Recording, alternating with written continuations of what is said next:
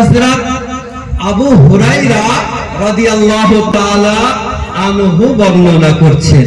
ये আবু হুরায়রা রাদিয়াল্লাহু তাআলা আন 1 লক্ষ হাদিসের হাফেজ ছিলেন। বলেন সুবহানাল্লাহ। সুবহানাল্লাহ। ये সাহাবী রাসূল হযরত আবু হুরায়রা দিনে এবং রাত্রিতে 1000 রাকাত করে নামাজ পড়তেন।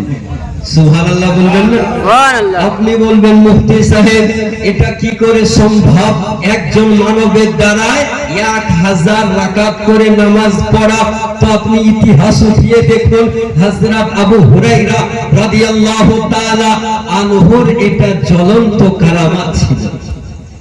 1000 রাকাত করে তিনি নামাজ পড়তেন। এ আবু হুরায়রা রাদিয়াল্লাহু তাআলা আনহু হাদিসটি বর্ণনা করছেন। আমার মহানবী